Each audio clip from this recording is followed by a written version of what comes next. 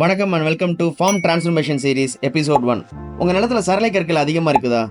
மண் அதிக இறுக்கமாக இருக்குதா? காய்கறி கீரைகள்லாம் சரியாக வரலையா? கவலையை விடுங்க.